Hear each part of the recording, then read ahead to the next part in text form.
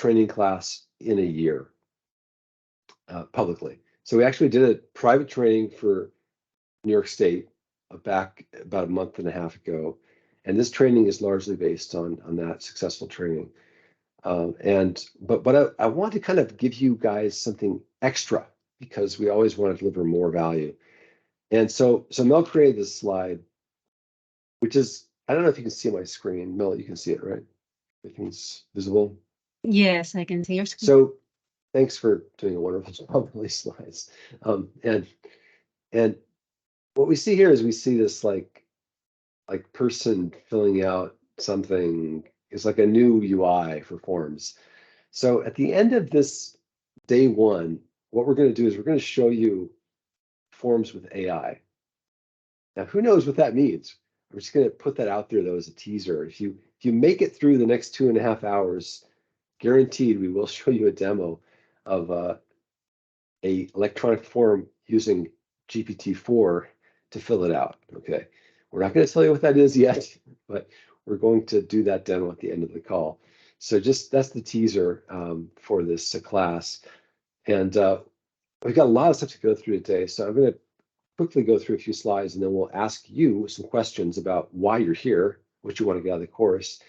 And then we'll start doing, we'll give it an overview of day 1, day 2, day 3, day 4. We'll give you a complete overview of the course. Day 1 is kind of special because we want to give you a little bit more of a background. So for Qdabra, that means 20 years. We just passed our 20th anniversary on September 15th. And there's been a lot of things that have happened in this 20 years for forms. And we've been surfing the wave for a long time, and we're very happy to continue to be on the board, so to speak. So thanks for being our customer. You can go back to these slides later and look at all the details, but just to kind of focus in on the last 10 years, Microsoft deprecated InfoPath in 2014. January 30th was the date. They said, we're not going to ship anymore or continue improvements to it. And we actually shipped a replacement for that very soon thereafter in the same year. And since then, we've had a lot of improvements to that FormsDesigner product. FormsDesigner 1.0 was shipped 2014. Today, we're showing you FormsDesigner 8 point something. I think it's 8.3. We have a spelling mistake here with support. But you're also going to see FormsDesigner, and you're going to see central flows and this DVXL product that we've created. So we've done a lot of work to help you move your forms to the future, which means moving it off of InfoPath, but also means moving it to these new modalities, mobile phones, obviously scaling it beyond SharePoint. SharePoint has limits around scalability. That's DVXL with SQL, and also being able to design the forms of the future with new features, just FormsDesigner. So there's lots of stuff that we've done over these 20 years, and especially since Microsoft announced they were deprecating InfoPath, including recently we've spent the last year working on integrations with AI chatbots. We've done a bunch of webinars on our homepage on YouTube, youtube.com/Qdabra, showing these techniques. And we'll also show you a demo at the end of this call today. A short demo, 5 minutes, of how you can use GPT-4 with your forms. So that's the teaser. So why Qdabra forms? Why continue this InfoPath form story? So Qdabra forms is the only replacement out there today that it takes your existing forms as is without any modification and lets you move them to the future. So, but why InfoPath? InfoPath was great because it had rich forms. There was repeating structures. There was WYSIWYG design. You could do everything without a lot of code. And we want to keep that dream alive for our customers. You've already got your forms. Obviously, it's easy to move them to the future if you have a replacement that exists that reads that format. And we've added a whole bunch of functionality as well to give you features that were not in InfoPath, and we'll talk a lot about those today. So day 1, our goals in this class are to help you, first of all, show you how to migrate your forms to Qdabra forms if you haven't done them already. We're going to showcase some of these accelerators. We call them Database Accelerator, DBXL, which is our accelerator to move your forms beyond the limits in SharePoint. Central Flows is the accelerator that we just launched version 2 of 2 months ago. And I was going to be talking more about that in day 3. Central Flows is a technique for allowing you to centralize all of your workflow. So instead of having a gazillion Power Automates out there, you can have one centralized flow solution for your forms that's easy to maintain. So more on that in day 3. We're going to show you lots of techniques, and we're going to provide hands-on labs and learning. We're going to do demos. We're going to have you walk through them. Latest tricks, lots of UI tricks, lots of really cool things, including AI integration. For this class, we have 5 presenters. I'm your MC. I'm going to be here at the beginning of every day, and at the end of the day, on day 1 and day 4, even though I'm in Kobe, and it's currently midnight, I will hang out until the end of this call today.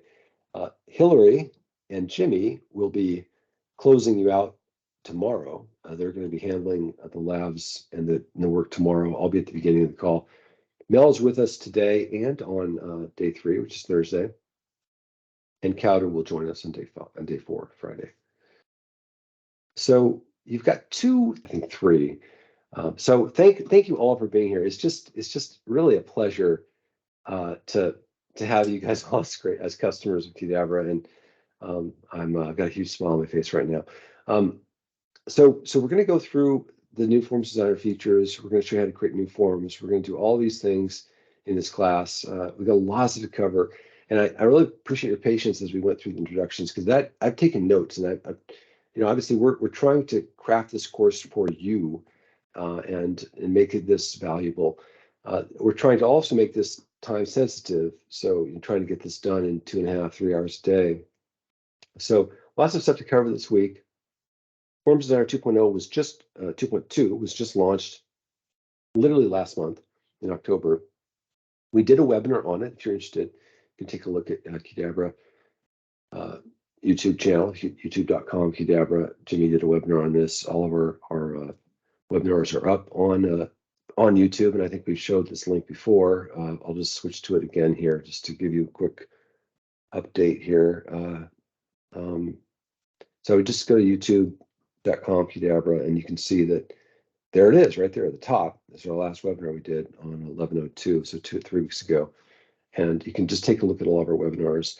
The AI webinars are also here for this year, so you can go back and take a look at we did 3 other webinars on AI, and we're doing a couple more at the end of the year, trying to summarize what we've gotten out of it. We've had a lot of innovation happening this year that has not, we have not talked about at all, because it's been so some of it's been specifically the demo today is going to be forms related, but some of the other stuff that we've done has not been forms related. It's been SharePoint app related. Sorry, I'm going to get back to my slides here. Okay, so I'm going to switch this, skip this slide, not go over the details, but there's a lot of functionality in Forms Designer. We still have a ways to go, but we've made tremendous progress in the last couple of years. We're at the point now where I think people are starting to use it for their design. I know that internally we're using it. So we have actually 2 people who are using it quite a lot every day to make changes. In fact, the demo that you see at the end of today will be all done in Forms Designer. Actually, all of the demos, I think, in this training are in Forms Designer. There might be a few times where we switch to InfoPath, but they're becoming very infrequent. We have a training site. Hopefully you got access to this already. I know at least half of you have signed up for it. So we provide our SharePoint training site. We've given you external access. We have a course directory form that you can actually load to download all the content. And I'll just go there real quick here. So the course directory form, you'll get the slides at the end of the day. And if you have access to the site, let's just go to the site here. I can find where I was.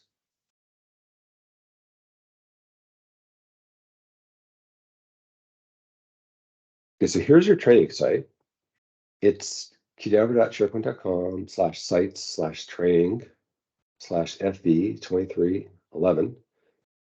And that should get you here.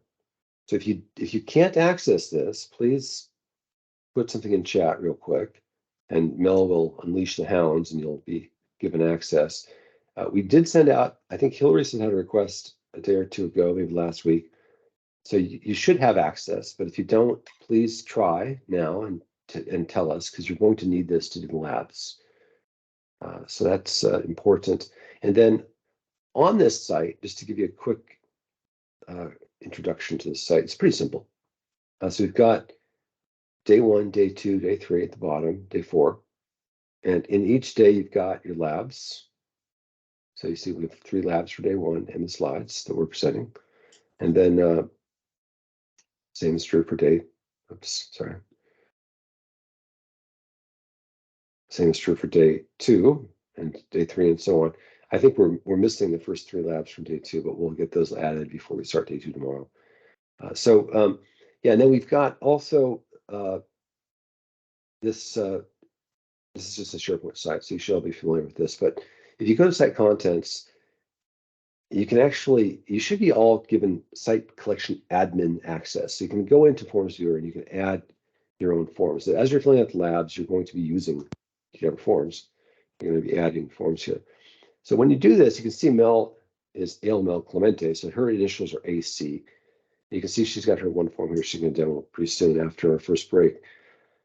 When you do add forms, she'll go through this in her demo as well, but just make sure that you make them unique to your name so that people don't get confused, because we're all using the same site. So we have to make sure the commons are cleaned, so to speak, and we take care of not polluting it with strange names. So just use your initials for your forms when you're doing that. So you should all have access. If you don't, please let us know. We'll get you access quickly. There are 2 ways to log into the course directory form. You can actually use this link if you've got access to the site, or you can use the anonymous link. And this form is actually pretty cool because even if you aren't logged in to our site, you can actually download all the labs. So I think let me just refresh this and make sure I can do this. So Mel, what am I missing here? Yes. Hey, Patrick, people are sending chat. Yeah, okay. You already sent the direct link to Forms Viewer. They don't see the Forms Viewer app instance from site contents.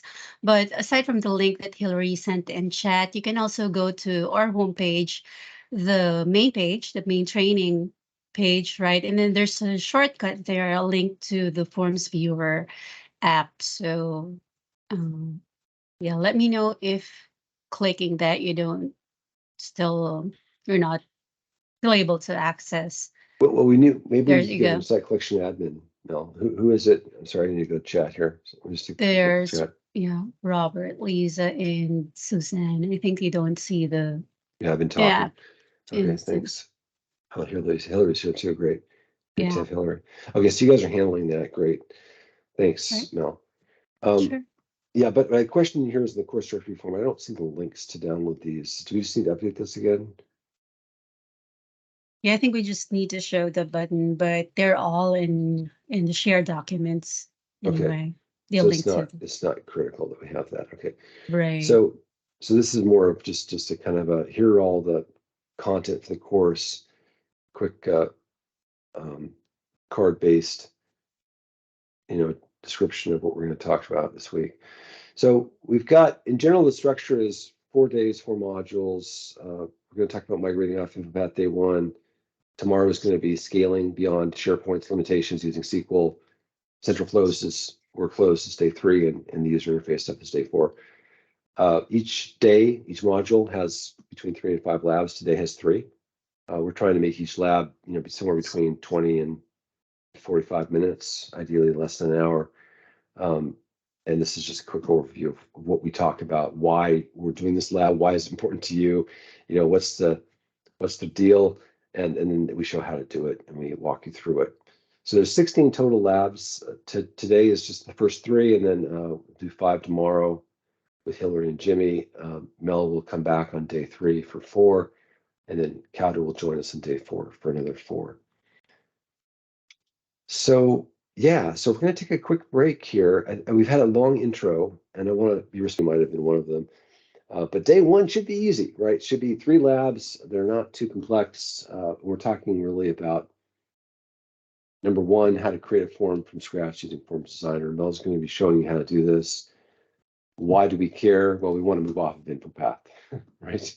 So we want to be able to leverage the new designer features to create new forms, right? Not just modify your old forms. We got that covered, but we want to be able to create new forms. So we're going to show you how to do that. We have, so you're going to learn how to configure your controls in your forms, how to add new fields, and specifically, we're going to add date picker to your forms. Looks like Saucy is rejoining. I'm going to add nature again, and then looking at rules. So without any further ado, Mel, I'd like to switch to you. Screen, let me know, Patrick, if you can see my screen. Yep. Awesome. Okay, so on to our first lab of this training course then. So Patrick already gave you some overview, introduction of what we're going to learn today in the labs today, right? And he is correct. All the labs today, all the 3 labs are pretty easy. And the goal is for you to be able to get some familiarization with FormsDesigner, to be specific, because FormsDesigner will be your go-to from here on out, especially InfoPath is being deprecated, right? So as designers ourselves, we need to be familiar with where to go, how to design your InfoPath or your form templates going forward. So to start, let's make sure that you're in the right folder or you have the right files for this lab.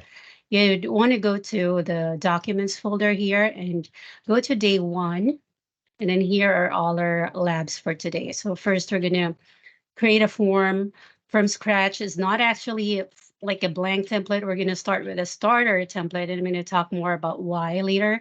Then we're going to migrate an InfoPath list form into Forms Viewer, and then we'll configure the list to be specific here in your SharePoint site so that it opens the form in Forms Viewer. Okay, so just go ahead and open this first folder and download the lab. It's a PDF file along with the XSN that we're gonna modify today. It's the Forms Viewer starter template.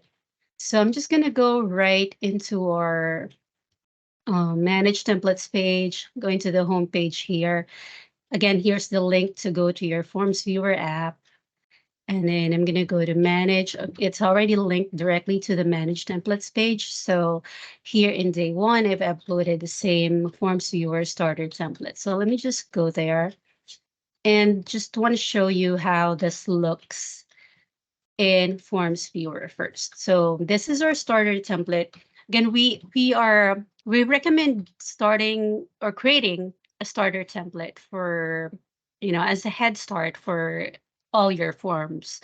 Why? Because that way you won't have to like do the repetitive task or always start from a blank, and you get to save time because maybe your starter template will have all of your header already, your UI, your theme, your branding, aside from the logic that will already be in place, such as the submit connections.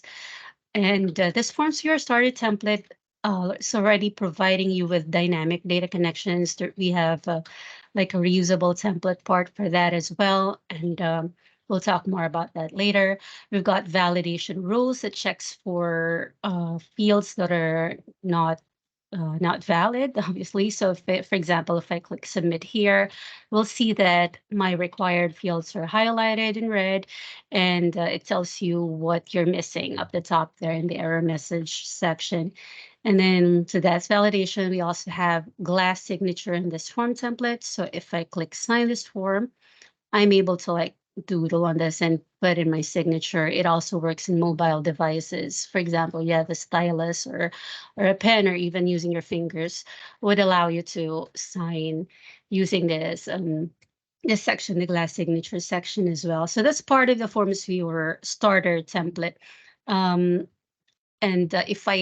if you would think of your scenario as having to create a new form template, and then I'm just going to start from my starter template because it already has all the goods and all the goodies in it. I'll just have to make add more to whatever requirements I need for that So particular for form. customers, what do you think anything that they've developed over the years that they Mm, think is really cool, they should just stuff in their starter template, right?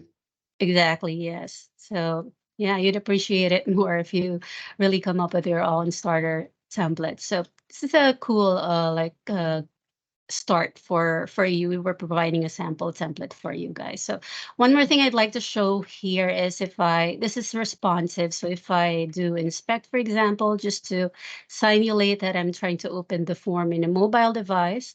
So I'm doing doing this in the inspector. So here I'm simulating that I'm opening the form in an iPhone 14 Pro Max. So you'll see that um, the layout is responsive enough to show the entire content of the form there. If I switch to tablet, for example, iPad Air, right, it switches to a tablet layout, tablet-friendly layout there. Okay, Is it so simulate or simulate? I always thought it was simulate. I don't know. I say it's simulate. Okay, so Cool. that's So you all actually the built in, well, hold on, you built in mobilization to the starter form, right? we did, yeah, we did. So you Oh, guys can actually just use the starter template and customize it to your own needs, like stuff in your logo right there, change your whatever, what have you. But it has all the basic stuff that you would need in a when starting a form template. Okay, so the goal of this, yeah, what you're gonna do throughout this lab is customizing it in Qdabra Forms Designer. So we're gonna get started in that. This is on page 3 of the lab. So, all right, let's see. Maybe I should start with uploading the template because most of you are not or familiar maybe with Forms Viewer yet. So again, if you go to the home page, the first thing you want to do is go to Manage Templates, and then uploading a new template is as easy as clicking that one button there. You can either click here to browse through your file and select it or drag and drop. So let's see if after you downloaded the lab from the SharePoint library, the documents folder, you're gonna save it on your machine and drag it over there, that box right there. All right, so for naming, make sure that you're naming your templates uniquely. So append your initials or your first name or what have you in that form name box. That way you're not stepping into each other's toes. And then lastly, you'd want to create your own group. I've already created mine here, but if you don't have it yet, just click or check this box, new group, and enter the name of your group. Okay, or enter your name just for you to be able to see what's yours. All right. and thanks, So Chris at DCS yeah, I see. yeah, there's two Chris Millers. You guys, thanks, Chris, for being so on top of that. Thank you. Right. Okay, so I selected my own group there, and then I'm just gonna click upload. That's it. So this process, you're gonna imagining this replacing InfoPath's publishing wizard, which, as you guys know, takes years. Yeah, it takes a couple of minutes to publish to your libraries, and this time it's just drag and drop, click browse, quick 3-second task. Okay.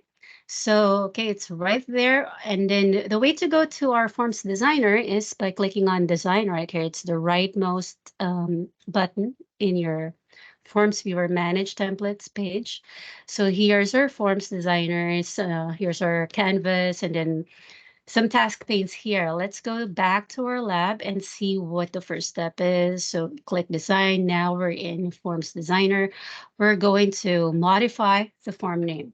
So if we click on the form name here, it's a calculated value. We'll see that on the right in the control properties, it says form name here. We want to click this editor icon, this pencil icon, and here we want to enter what we want to call this template. So we're going to say my starter template, maybe. Okay. And then it's enclosed in quotes because it's the static text. But if you want to use a form field, then you're going to want to click on this button instead. But we're not going to do that for this step yet. So click OK. And then now you can see right away your changes are displayed on the canvas there. Okay, that's those are easy steps for updating your static text on your canvas. And then All right, now we're going to add new fields. So for every form, you need fields to store your data into, right? So in here says we're going to add a date field. And so the way to add fields is from your data fields task pane here. We want to add it in the main data source. So make sure that's selected in your fields dropdown. Then we're going to add it in the sample fields group. So I selected that. We already provided you some sample fields there, the name, email address, and then the phone number. We're just going to add one more field in here as an exercise. So here we've got add field, click on the plus sign to start adding, and then name your field. I'm going to call this date and then leave it as an element. And then for the data type, we want it to be date. You can also choose date and time, but we'll just pick date for now. Then click add when you're done and see it added it under the group that where we want it to be. So we're not going to be able to use this date field unless we have a control for it. So the next step in our lab is to add a control for it. So first, place your cursor on the canvas where you want the control to be. We're going to pick a select a date picker or use a date picker for this date field, obviously. So up here, we've got our add controls pane. I clicked select control and then we'll just pick date picker. And then let's click on the plus sign one once again.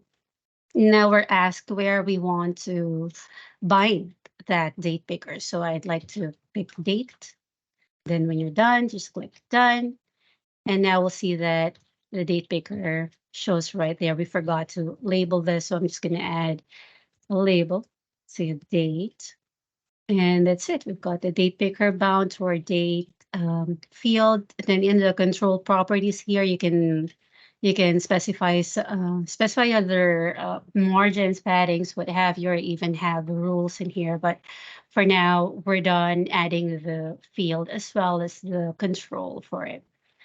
Okay, so we're done with all the steps until page 6. And then finally, we're gonna, not finally yet, but always remember to save your form template changes because you'll never know when you might lose, your web browser tab closing or internet connection getting, just make sure to always save your form template. Okay, so if we try to open this and see what we've done so far, I'm just going to click on the three on the hamburger icon up in the right corner there, click open, and we'll see now that we have a date, the date picker at the bottom right there.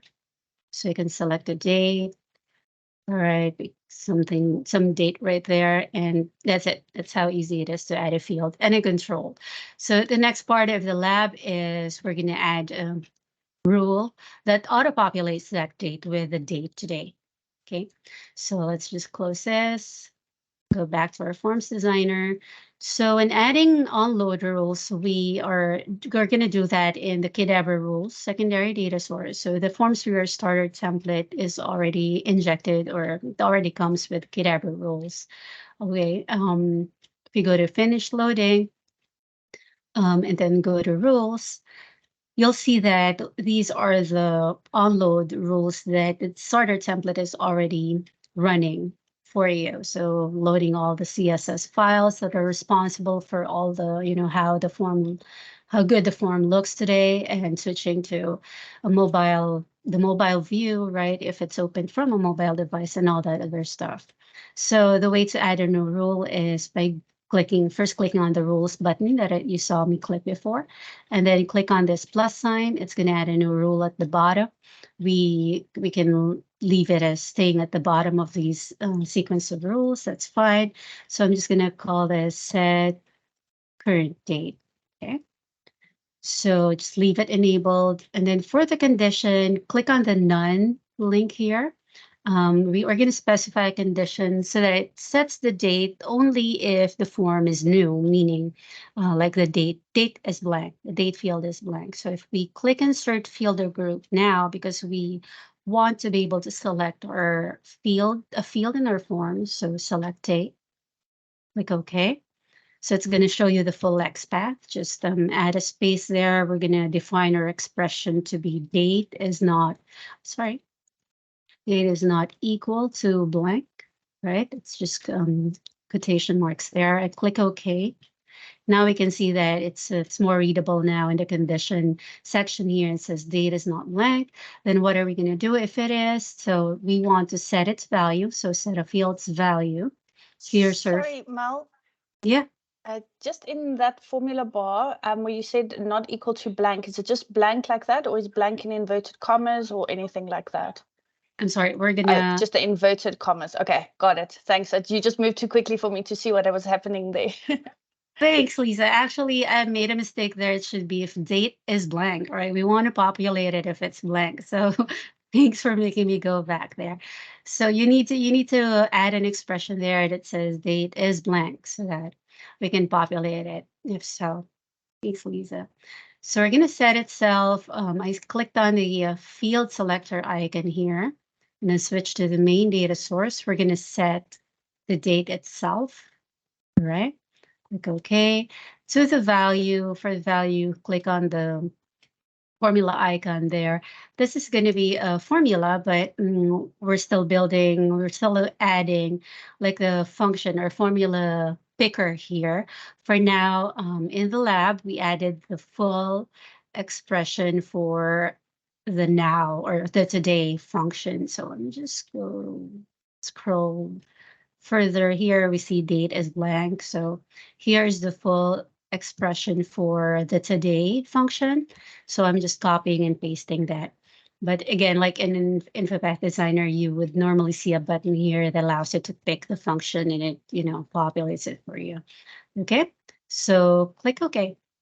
And then we're done. So we basically, again, want the form or to set the date field to the current date on them. Okay, so I'm going to save again my changes, and then we'll see how it behaves by clicking open here. Okay, I'll see what happens when it loads. Okay. There we go. Now it's auto-filled with my date today, which is past 12 already, my time, past 12 midnight. So I've got it as 29. All right, I think that's all we have for that first lab. Yeah. Yeah. Yeah, way to go, Mel. Thanks for doing that. Sure. We had a question from Suzanne earlier about how to add rows to repeating tables. And I think, Suzanne, I've replied to you, but should be possible to view the control properties pane. Well, I wasn't asking about a repeating table. I'm asking about that table that has name, email, phone number. There's like a table there. And oh, okay. And the date and that she added is outside of that table. Is there a way to add it inside? Is there a way to add a row into an existing table like that? I couldn't find anyway. Tab didn't work. Yeah, there isn't yet. Tab would normally insert another tab below, right? But for now, we can do a one. Are you sure, Mel? If you select it, like if you select the whole thing, is there some way in the control, like the section? If you select the section,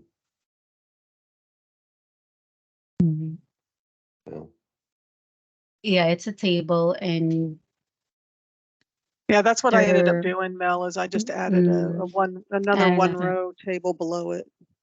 Yeah, we can definitely just do it that way for now. Yeah. I'll check with Jimmy too, because I think there might be.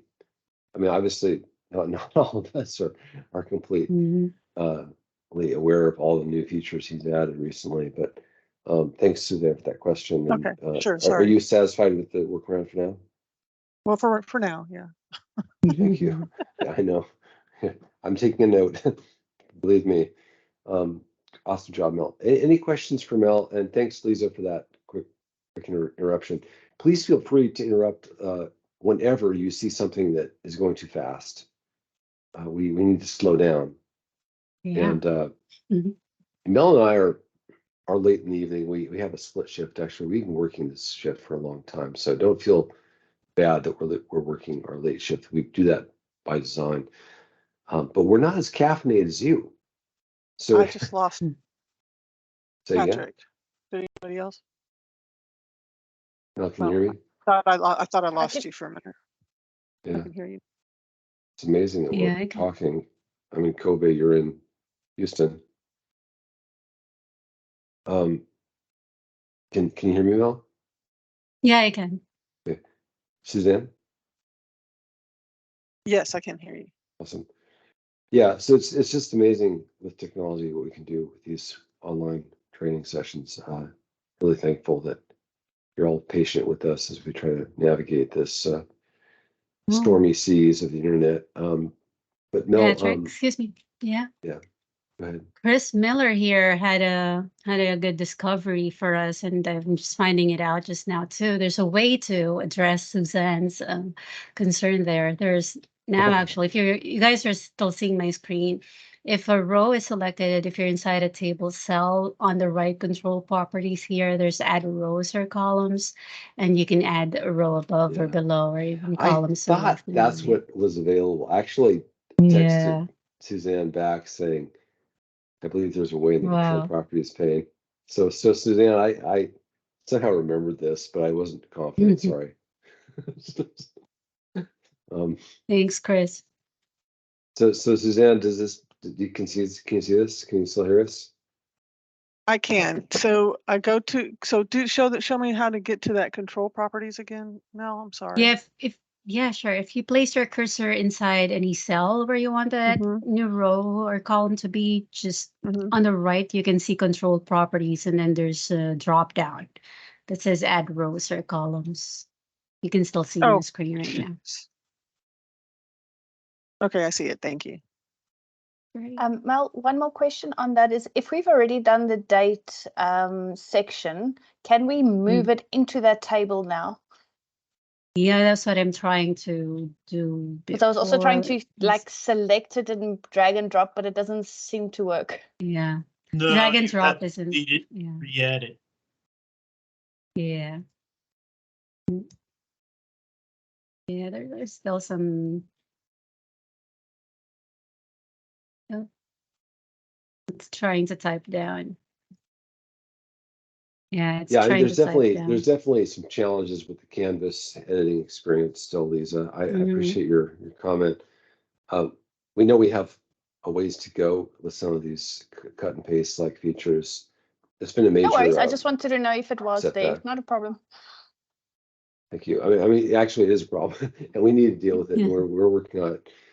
So the Canvas cut and paste stuff, you know, it's still not. I mean, in actually in InfoPath Designer, it's not quite there either. If you go back to InfoPath Designer, which I don't recommend you do, but there were scenarios where the cut and paste wouldn't work exactly either. But yeah, we're focusing on that. Our next release is going to be February 2024. We've got like a slew of new updates. I don't know if the cut and paste is going to be in there or not. There are there's like probably I don't know, there's probably at least 2 or 3 dozen scenarios for cut and paste that we need to look at. Hillary's on the call. Hillary, are you there? I think she's just in chat. Yeah, she's just in chat. Sweet. Yeah. Well, any other questions for Mel before we take a break from the lab? Yeah, Robert Jr. has a question. If you wanted to promote date to the SharePoint list, if it's a list, you just need to, I think, add a field for it, and then there's going to be a column, right? Or if you go to publishing, I believe, here is the promoted properties option for you. If you're currently publishing to a library, whatever you promote here will show up, and you can add new ones too. Cool. And Yeah. Hillary's responding as well. Awesome. Robert, is that sufficient? Yeah. Yes. Sweet. Okay, so we're going to take a 10-minute break. Lab 2 in day 1 here is is all about migrating InfoPath list forms to Qdabra forms. So, all right, so we're going to try to do this by using our existing the sample list that we provided. So back in our first off, if you go back to our homepage there, make sure that you're grabbing the correct lab here. We only have one file here in the lab 2 folder. That will be your PDF with the steps, with the lab steps today, right? And then in the lab, it points you to where you need to go. Like if we go to create a new list first. So if we go to site contents here, we'll see that we already created a list for you. It's going to be called leave request D1 L2. That's day 1 lab 2. So we're going to create a list out of this existing list. All right. So, okay. So let's just proceed with the steps here. And again, we're basically the scenario would be moving an old list form into Forms Viewer. So then your users can start opening and filling out and editing your list data using your new Forms Viewer form, okay? Okay, so in site contents, then let's go to your site contents. And here we have a new link. We're going to pick a list. And then we're going to say from existing list, because again, we already provided that for you. So from the site, let's pick the D1 L2 site and then click next. Here you want to give it your own name, make it unique. So I'm just going to call this demo because I already had an AC1 that I created prior to this demo. So I'm just going to create that. And what it does is it's going to bring all my pre-existing columns that I didn't want to recreate from scratch, right? So we've got that. Now we're going to customize this new list in Forms Viewer. So first we're going to get the template that might have already came with our before list, like with the list we're trying to migrate. All right, so here in our next part of the lab, we're going to download the list form in InfoPath, and this is to preserve the association. Or because if we try to, let me see how I can explain this in a simpler way, right? If we try to download the list template from the original list, it's still going to be associated to that original list. But what we want to do is we want to create a new instance of that list, maybe in our new SharePoint site, right? And then associate it to that new list. So we need to use InfoPath Designer for this. And there might be a way to do this in FormsDesigner, in our new FormsDesigner by republishing, but we'll look into that more later. Okay, but for now, we're going to launch InfoPath Designer. And then here we have an option to open or create a new one from a SharePoint list. Leave that selected by default and then click Design Form. Then let's enter our SharePoint site, which is everything, the subsite, FV2311 subsite. So grabbing that from our browser there, and then click Next. And then it's going to ask us if we want to create a new list or customize an existing one. So for this lab's purposes, we're going to customize the list that we just created. So this is the AC demo that I created. Click Next. And then, okay. So now we're just going to leave all these by default. So there's one time when I initially tried this in our other sub-site, I was able to get this dialogue here. I'm sure in this screenshot in the lab. This is I thought this was ideal because then it will bring out or copy over everything like logic and all the data connections. But I'm not sure now that I'm not seeing it how it affects. So that's maybe something I need to look more into later. But since we're not seeing that, you can just disregard that piece in the lab. So just click Finish there. This will open the template that you downloaded from your list. Okay, so here we're saying, since we're in InfoPath Designer here, I was asking to add a button, the submit button, but we probably could have done this in InfoPath on Forms Designer as well. So I'm just gonna call this submit, right? So submit, and then I just wanted to submit back to its new data connection that is now pointing to my new list. Okay, Then I just want to close the form while I'm here. Okay, so now that you've got your template, just save it on your local machine. I'm just going to save it to my lab 2 folder here and call it AC demo. All right, and then going back to our Forms Viewer app, we're just going to upload it into our Forms Viewer app here. Create a new instance. So I already have a leave request here. I'm going to create a new just for the demo purposes. So first I'm going to browse to where I saved my XSN. This is the guy. And then, yeah, that's fine. I'm happy with that form name. And then just make sure to place it in my own group. Okay. So now I'm uploading that. And then let's see. So this list template is brand new. It doesn't have cure rules yet. So scrolling down here to our lab. So we have uploaded our XSN into Qdabra Forms, and now we're adding cure rules. So cure rules, Patrick hasn't talked about it yet, but it is part of the Forms viewer. You don't need to write code of your own. It has a lot of. Let me just show you the rules builder here the command builder here. So I don't have cure rules in here yet. Sorry, I'm switching. Okay, let's just go open this template in the designer first and add cure rules into it. So here in the bottom here, at the bottom, you have your tabs. Click on cure rules and then add it. So as soon as you have cure rules, and let's save it, now you can start building commands that you can use to extend your form template so that it does a lot of other cool things, right? So our library of commands here is just growing. We talked about format date before for Lisa. This is the format date command. So if you go to details, it tells you what it does and what maybe you can get an idea of how you can use it in your form. Like this is pointing to this link here.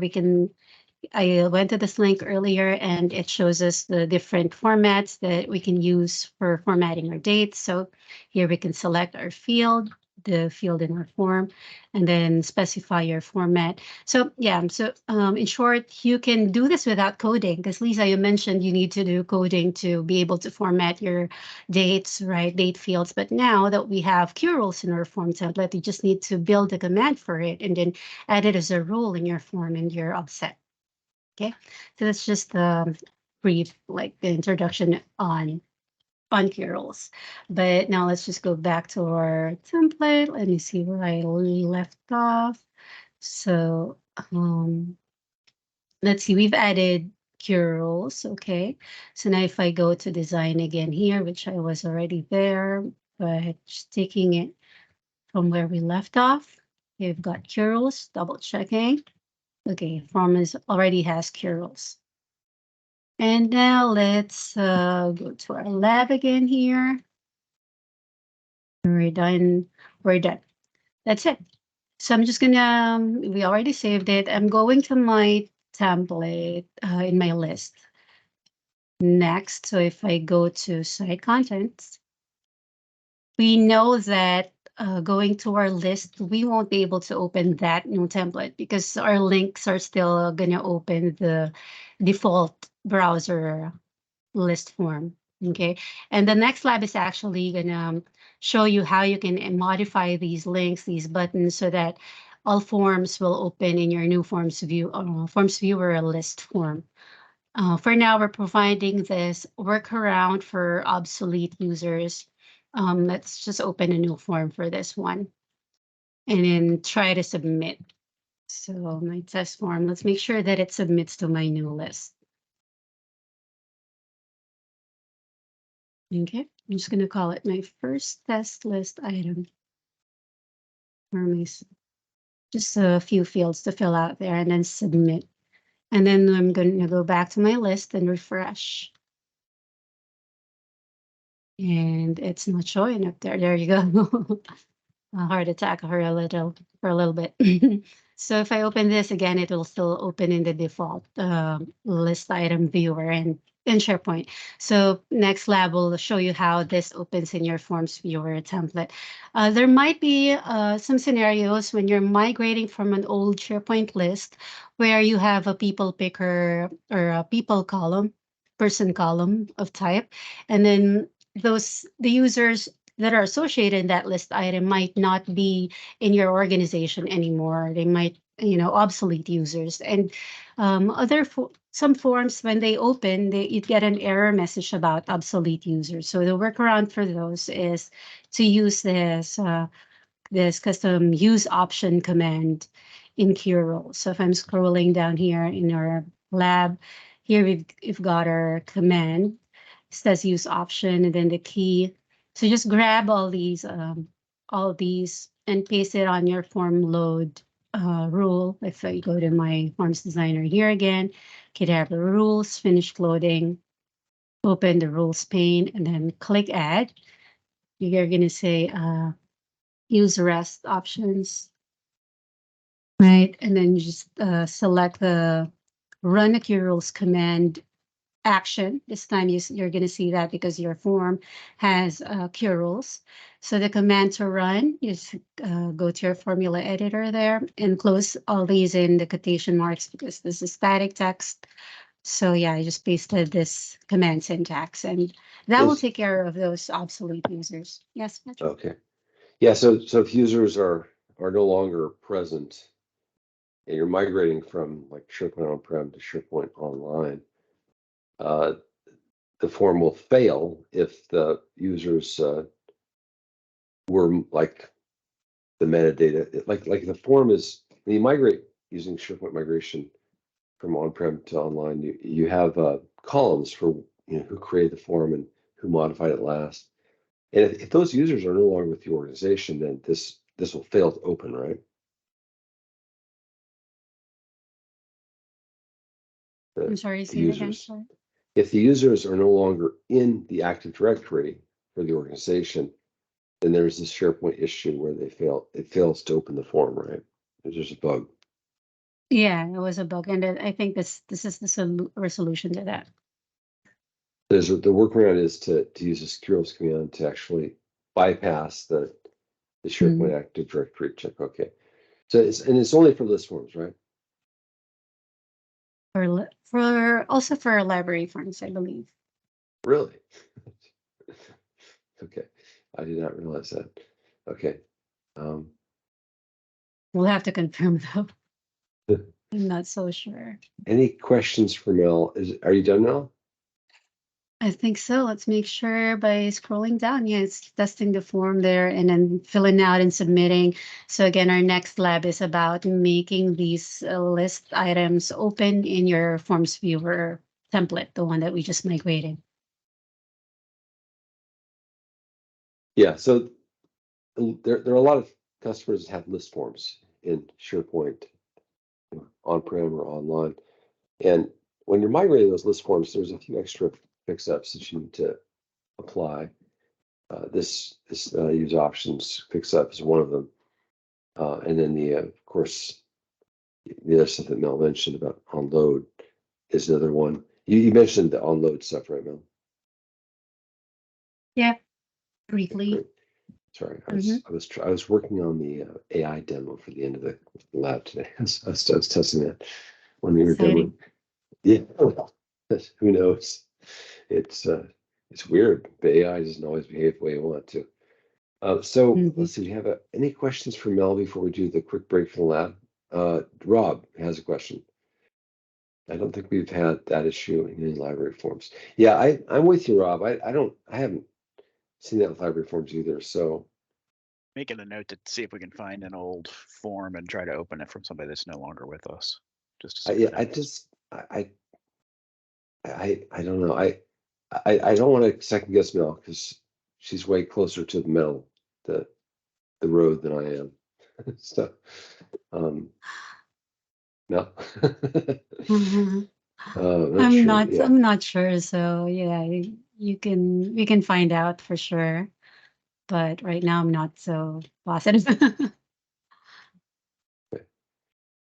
So yeah, I don't know. We'll ask Jimmy here. I'll ask Hillary or Jimmy, but I want to say that the list form issue with unknown users is only for list forms, not for list library forms. Does anyone else have any other questions for Mel on this lab 2? If not, we're going to take a quick break, give you time to try it out and test it and put your pedal to the metal, as they say, and give us hell if it doesn't work. So it's currently 1:56 a.m. here. Mel, you're now earlier, right? 12:56. 12:56. Yes. Okay, cool. Way to go. Thank you for being here. And I believe that the time in, let's just say, New York City is seeing how my brain is working at this late hour. So we're going to say it's about 9 a.m. in Seattle, and that means it's almost noon in New York City, which means everyone needs to go get their sandwich. So we're going to give you 10 minutes to get your sandwich, whatever you're going to eat for lunch, if you're in New York City, and come back, or you could work in the lab. And we will bother you in 10 minutes. So we're at 2 hours so far for the course today. I believe we have 30 minutes left. So I think we're going to be able to finish, or we're going to try to finish in 3 minutes. We're probably not going to make it. We're probably going to go 45 minutes, maybe a little bit longer, because of that demo to show you. And what we're going to do next is we're going to do the final demo after the break.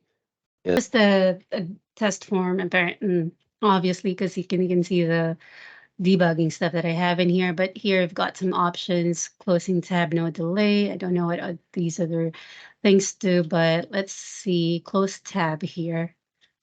There you go. So you can imagine it as a submit button, right? That does that, and That's then cool. close the tab.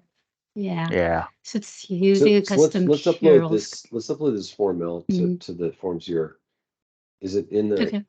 the same site? Just upload it under your name, and then Okay. and then Pull it others down, who are look at shit, it. they can just pull it down. Yeah. Take a look at Sure that. thing. I'm just gonna do some cleanups there, and then I'll promise I'll upload it for you guys.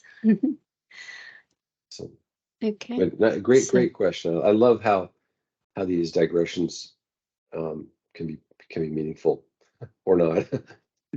Right. Cool. Thanks, Mel. That's great. Take care of your feet. Okay, so any other questions for Mel in this second lab here, showing how to migrate list forms over with the fix-ups?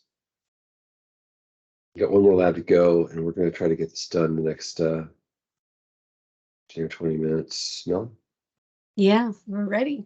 So the last but not the least lab for today is configuring your lists in this case, but you can apply the same steps or technique in your libraries to open forms using your Forms Viewer template.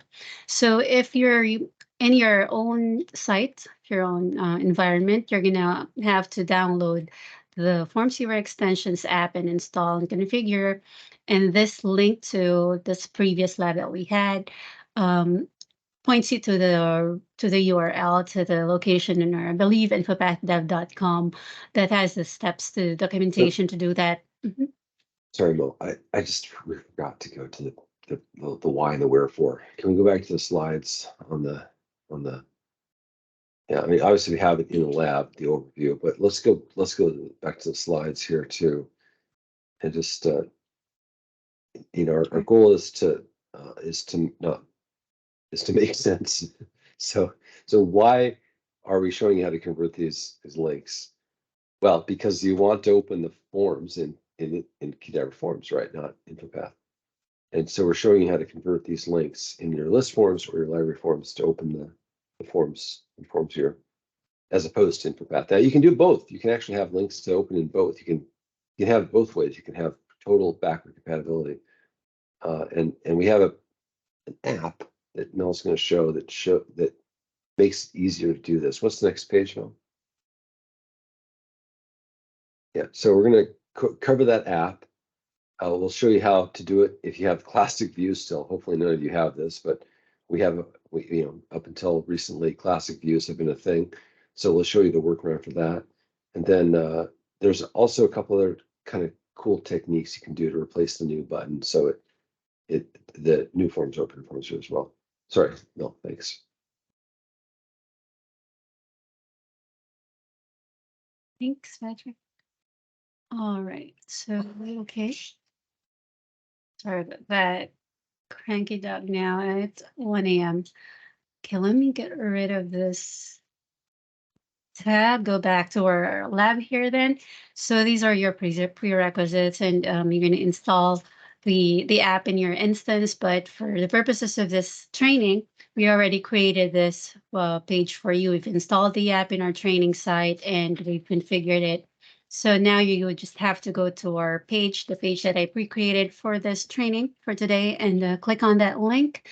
It takes you directly to that site page. And now we are going to configure our list so that it opens new items and existing items in your new template. So here we're going to select list, and we'll see your list, your individual lists here. I picked the latest one I created, the demo one. And then here it asks you which columns you want to add these forms viewer links to. So if I do ID, for example, when I click on the ID column in my list, then that will open the forms viewer template that I want to associate it with.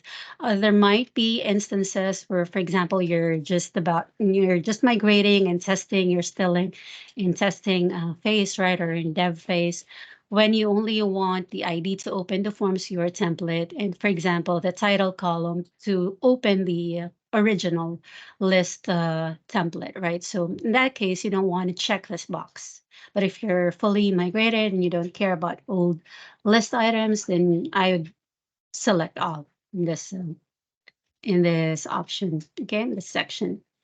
And then you can leave the forms viewer URL as is. We've already configured that for you there. For your template name, you're going to grab your template name from Forms Viewer, which I closed my instance, but I do remember its name. Just want to make sure here.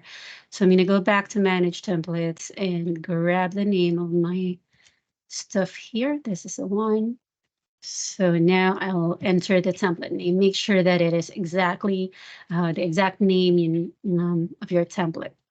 Then expand the show additional settings there. Here's where it's going to hide the built-in new button and the upload button. Otherwise, if we look at my list, it's okay. So if I go back to my list, in site contents right here, if you don't check those, clicking this this new button will still show, and then let's see what's going to appear. Hide the built-in new button, hide the built-in upload button. So you don't want to cause confusion to users. What does this new button do and whatnot? So we just want to make sure that our new forms viewer link will stand out, right? So let's just for the purposes of so we can distinguish better. Give this a different name, okay? So I'm just going to call it Forms Viewer Template, but later on we're going to name it, give it new, the standard one. So I'm applying my changes, and now going back to my list right here. And let's test this without me refreshing the page first. So you saw me do this before already. It opens in the default list browser form, and same thing happens when I click new.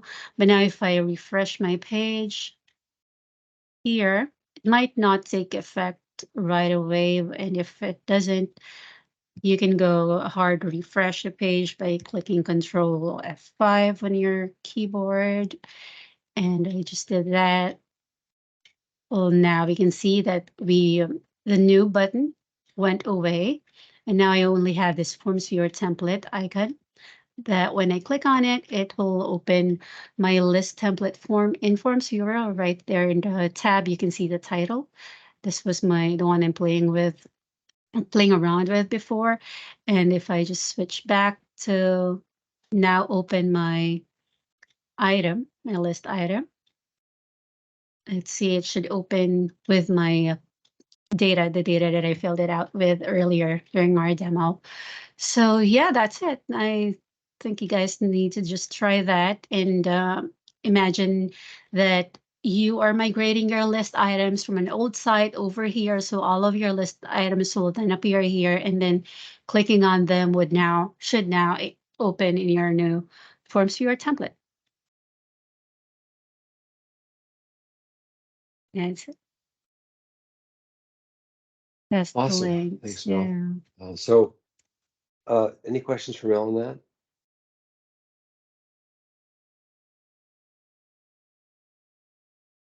Thanks for being here, everyone.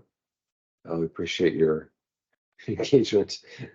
We are going to skip the break because we want to. Chris is typing. We're going to skip the break and we're going to move on to a quick check for the day. What was your major takeaway? And then we're going to do a quick demo of this new AI-based form which you've all been waiting for. And I've been testing it, and it's random. It's a bit random. Sometimes it doesn't do what it should do, but we're going to do it again anyway. And that's what generative AI is. It's just random. It's not hallucinating necessarily, but it's not always giving you the same reply. So Chris has this. Chris Moore thinks occasionally the link to open FE is lost. I have to reapply the config. So I think this is probably because of SharePoint, but we've seen this happen a few times.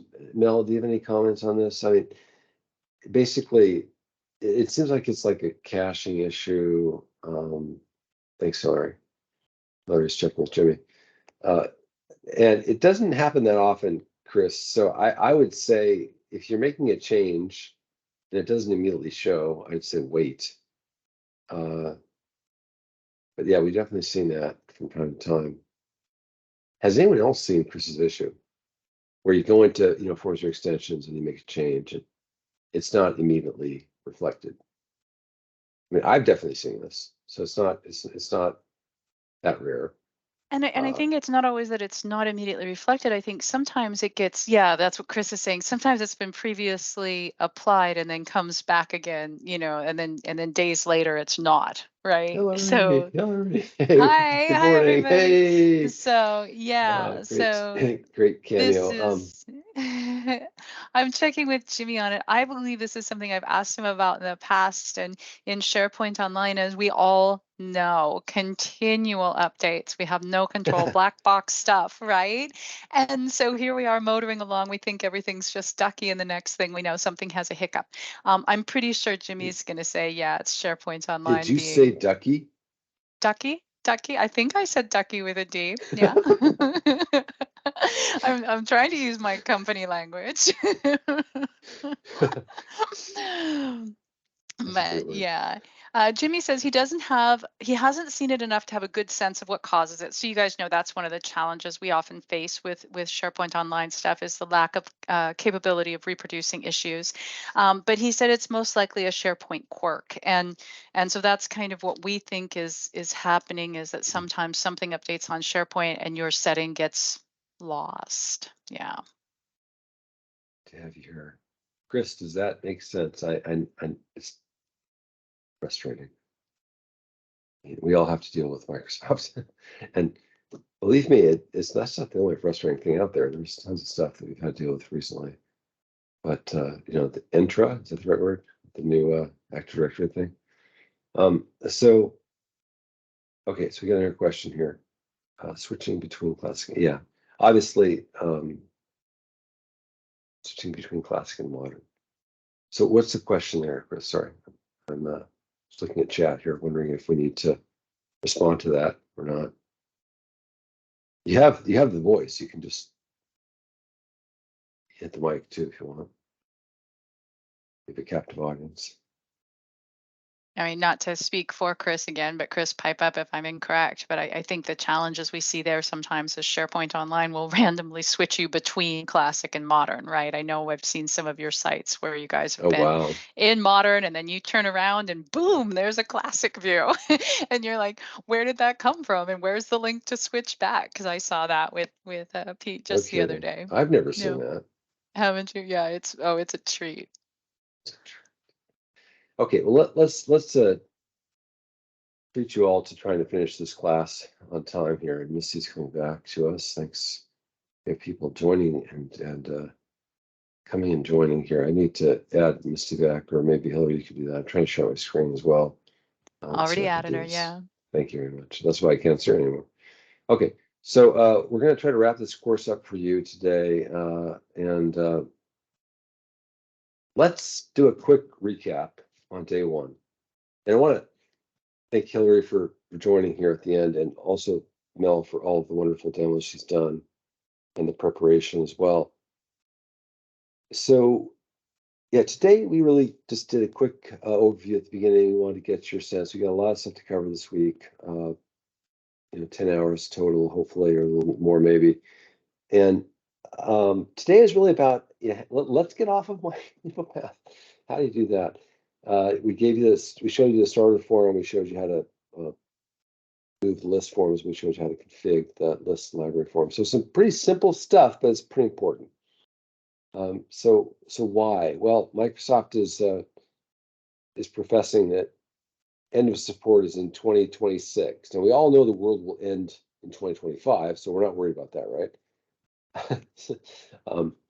No, actually, we should be worried about that. Though it's the world will not end in 2025. We're just humble human beings here. So, but there is going to be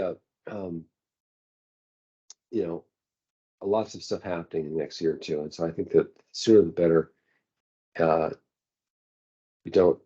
We want to be able to serve you if you got problems. If forms just still haven't migrated off of, please do that now soon, because if we have a surge at the end of 2026, we may not be able to handle thousands of customers, new customers coming at us here.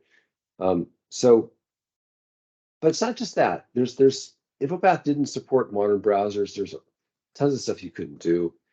We can do all of that in Qdabra Forms. So we support all the modern browsers and lots of other, CSS, obviously modern responsive views. How is it easy to how easy is it to migrate off of InfoPath? Well, it shows you how to do that today. It's pretty simple stuff here. I sometimes I'll ask people who are attending about these questions, but we've also got the answers right here. So let's just jump ahead here. Why do we need to update open links? Obviously you want people to move off of InfoPath and open them in FormsDesigner, but you can also use InfoPath. You can have multiple links, and this works both. I don't think we showed the JS stuff, but it works both in Classic and Modern. Does anyone still use Classic? If so, should we show you how to do it in Classic? So SharePoint InfoPath Filler was deprecated about a year ago. ERM knows that. Everyone else maybe not, but so benefits of having both InfoPath Form Services and FormsDesigner links, so having side by side, you get the comparison, obviously. Anyway, so let's actually ask you what your takeaway is. And after this, we're going to show you the AI demo. So major takeaway for today, and we're going to go bottom up. So I think, Caroline, if you're still with us, you'll be first to go. If you're still here.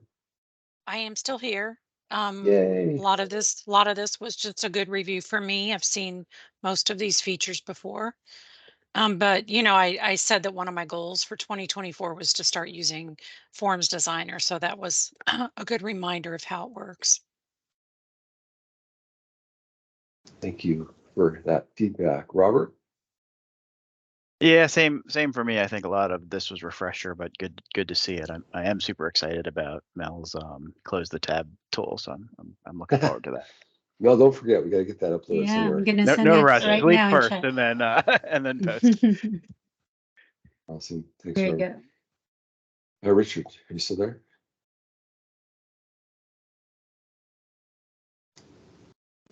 So is Saucy next?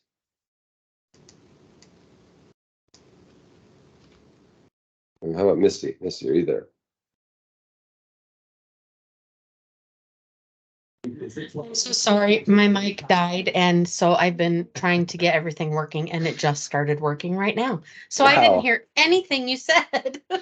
We're doing our takeaways. Hopefully you can see my screen and just kind of doing a shout out, to share any comments or feedback you have for day one. And that could include, please go slower on day two, or I really want to No, hear more about this, whatever that is. Yeah, my how'd it feedback go? is pretty lame. I was able to get through the labs easily, so Oh, that's awesome. everything was great, I thought. Sweet. That's So awesome. sorry. I mean, I didn't No, hear that's the the best last, feedback. I mean, that's just preaching to the choir here. I love that feedback because I know that the labs were too hard. I'm always worried that we're giving you guys too much. No, I thought it was good. So, but I missed the last, I don't know, 15 minutes. So I'll have to go back and watch the vid Yeah. after the fact. Cool. Awesome. Glad to have you here. Lisa, what about you? So, how's the kiddo? Did he get food? We want to know dinner is served. Yeah, he's old enough. He can. He's 8, so he can make his own dinner already. Wow. No, What does I'm he kidding. usually make? We all want to know what he's making for dinner tonight. Right now. Well, he already made it, and it was burgers, so it was pretty easy, and I just put it in the air fryer for him, so not a problem. But yeah, takeaways, good. It was nice to be reminded of the starter template, which I think is a nice base to work from. So that's quite good, and also familiarizing ourselves with the Q rules and the functionality again, because like I said, I haven't had a chance to work with it a bit, but yeah, it's falling back into place and coming back from way back somewhere in the back of my brain.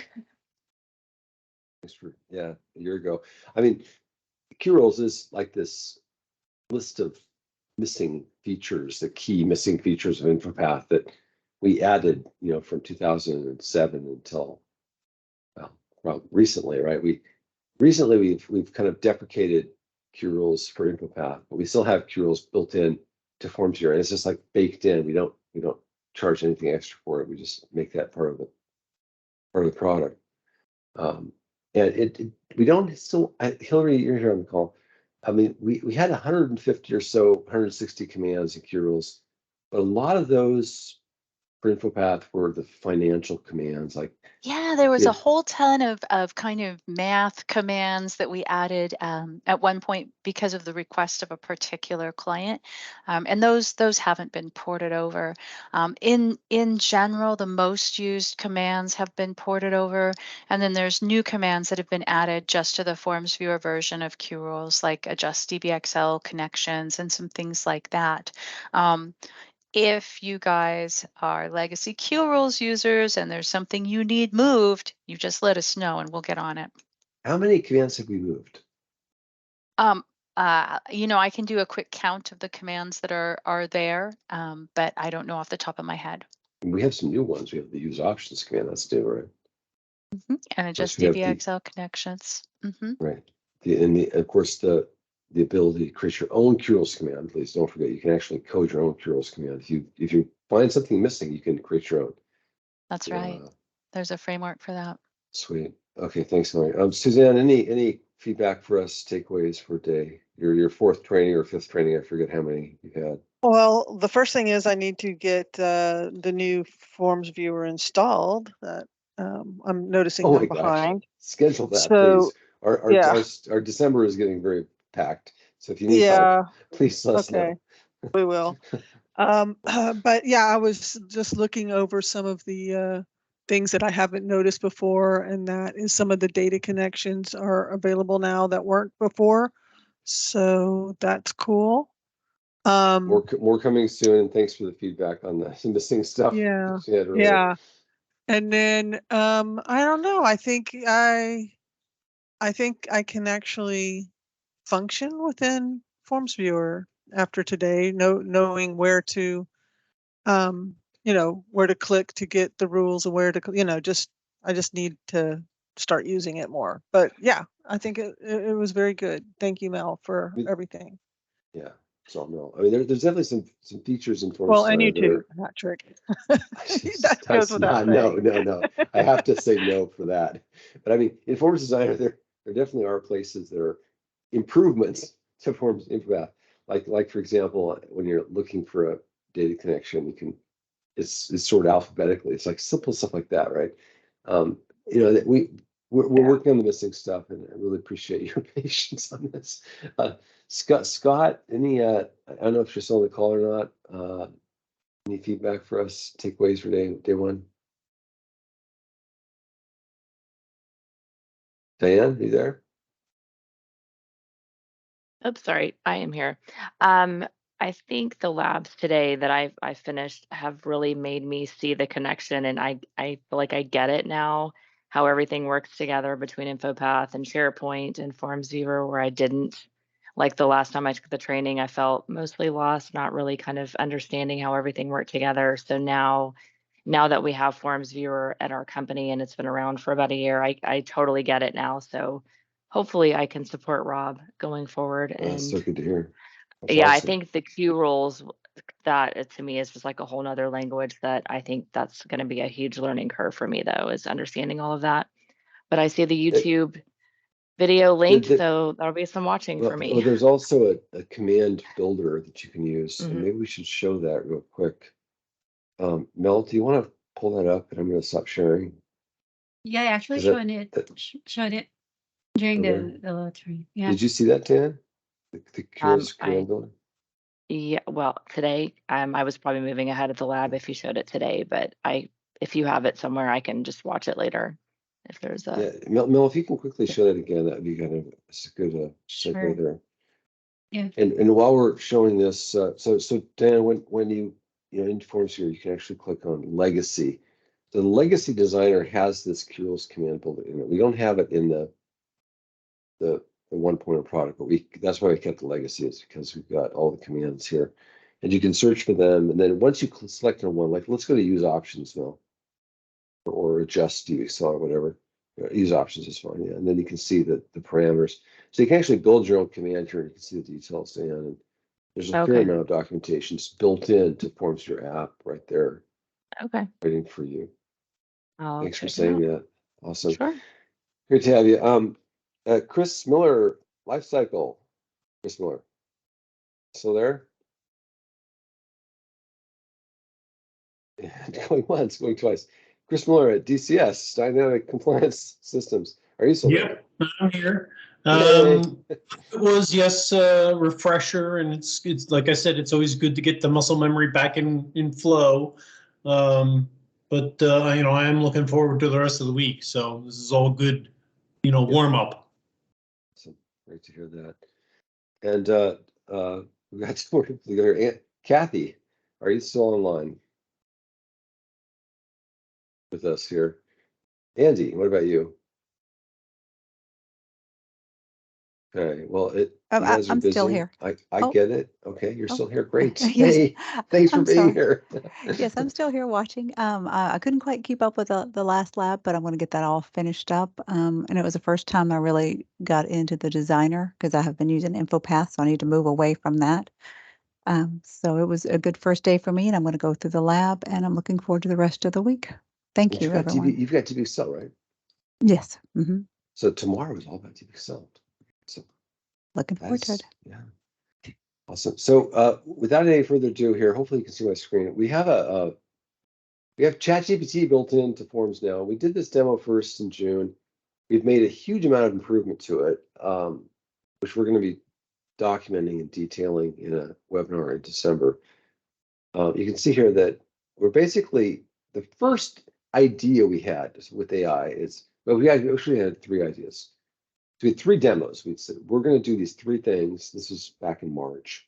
It took me a long time to convince the team of the value of investing time on this. The original ideas I had were pretty lame, so I have to give credit to the team for pushing back. I don't even remember the original ideas. Maybe Hillary, you do, but they weren't customer focused. So the three ideas we came up with are: number one, let's add ChatGPT to forms so they can fill out the forms. So just like what you see here, they can just chat with this thing, and it doesn't have to be perfect. They can just say whatever they want, and this thing is going to help them fill out the form. Now, the idea is that down the road, it's all voice. There's no UI. It's just you're talking to the AI pin on your shirt, whatever. It's like there's no iPhone, there's no smartphone. You're just trying to fill out these forms. And for certain forms, like expense report forms, it's pretty easy to do this because there's only like 12 fields or whatever. Okay, so what's the business purpose here? Well, I want, so it's going to say a vacation with family. So one of the things we showed early on is that, and this was a kind of a huge revelation, was that you don't like you can have data type validation in your forms. You can say, well, this should be a date, this should be a category, this should be like a dollar amount below this amount. But you can't do semantic validation for just plain text fields like business purpose, but you can with AI. So here you see, wait a minute here, vacation with family, that's not appropriate. What are you talking about? Oops, sorry. How about training course for customers? And I don't know if it's going to get what it's going to paste in there, but it's actually taking my text and it's going to paste it into the purpose. And so you can see here that not only did it understand my oops, sorry, how about, but it actually correctly took out the portion that was relevant for the form. This is all ChatGPT doing this with our special extension, which you can add to any form and configure minimal effort here. Okay, and then it's taking me to the next field. And so it's giving me these options. It's like, well, whatever. We're going to say meals here. We're going to say I need more coffee. Obviously, we don't need more coffee at this stage in the game, but it's the right word. It's aspirational. It's aspirational coffee. Okay, great. Date. So you can type in stuff like, you can say today, and it just knows what to put in. Right, so it's just smart about that, and it should be smart about South Africa too, and should have the right date and format and all that stuff. So we're going to say coffee. We're going to just finish this out here. So you can see here that it's not just it works with all controls. I hate Starbucks, but let's just give it to them for being so ubiquitous. And the amount, we'll say $7. And now it's going to ask us, what about, do you want to add another expense report? Say, nope, nah, nada. How about nada? Try nada. So, this is, so it took the nada. It somehow realized that nada meant no. So the idea here is the chatbot is that not only is it helping your customers, your users fill out forms by giving them like a free help bot to the form, but it's also the first step to getting to voice only. So if you have customers that want to fill this form out on the fly when they're driving, don't recommend it, but whatever. Now you can see here, it's even got the button figured out here. So that you can actually, it's asking if I want to click the button. So it's just, the whole form is ideally totally driven by the voice channel. And there's a bug here, so we didn't actually submit the form, but we got pretty close. So we've got a little more work to do here for the end of the year to show you that webinar. So that's the quick ChatGPT demo. The other demo that we did earlier this year was on sending form approvals to managers via text message, and then summarizing the form in text, and actually giving them the option to approve and reject just by talking to the chatbot. So the chatbot's integrated with the SMS text stuff. We have several customers actually enabling this, and this is the one right here. It's that's the support portal. So that's the third one we did. So if I look at the videos here, just going to go back, and I think we had the same. If I'm not mistaken. Yeah, here it is. So this is from 5 months ago. So this streamline approvals with SMS messaging. This is using ChatGPT as well. And then we also did a webinar on our support portal, which is using ChatGPT. We have our support tickets now, and you can actually go in and you can, if you have a support issue that resembles something we've seen before, there's some self-help there. Actually, it's smart. It's not just looking up something in a knowledge base. It's actually doing ChatGPT intelligently to help you. And of course, it's submitting the form as well. So we're going to be contacting you soon thereafter, but it gives you that option. So those are the 3 webinars we did so far this year, with this one I just showed being the latest update for the ChatGPT integration, that what we're calling the chatbot. Now we've got a couple other Form AI demos coming soon, and this is one of them. This is something that Mel's been working on. And this is basically giving you the ability to take your forms, so you can actually load documents into your system. This is actually a Qdabra form here that we're using to load. It's a retrieval augmented generation system. So it's like chat your documents. So you don't want to give your documents to ChatGPT. You want to keep them to yourself, right? So there's privacy issues, whatever. But you want to have some kind of a chat bot that you can just give to your customers, like a pre-baked chat bot that you can provide to let them query those documents that you've got. I mean, here we've got the sample. We've got about 77 documents or so, and it gives the admins the ability to actually go in and define question answer sets. So we have a very rich test bench for this. You can define your users, and so you can configure which language models you're going to use. You don't have to use GPT-4. You can use whatever you want. You can use standalone. We have an embedding database that you can substitute an online or on-prem database for your embeddings. And then we can give it a chat. You can say, well, what is the meaning of life? Now, these documents don't talk about the pale blue dot. They don't talk about what Earth represents to space. So we would not expect it to have any kind of response here. And lo and behold, it does not. Now, ChatGPT 2 weeks ago launched an ability to do this as well, but they don't have the kind of framework. And they always reply with something, even though it's not in your documents. They kind of augment them too much. Let's anyway, this chatbot is, we're going to do a demo on this in a couple of weeks, but I'm not going to show an actual question. Actually, maybe I will. What is a standard operating procedure for policies? This is a stupid question. It's not making any sense, but let's just try it. So we have loaded 77 documents that are all about clinical trials and how to correctly do them for a certain customer that we're going to do a demo for in 2 weeks. Chris, you're probably familiar with this. Chris Miller at DCS. Yeah, so you can see here that this is something that we're going to be showing. This is actually something Chris has been working on with us and Pete.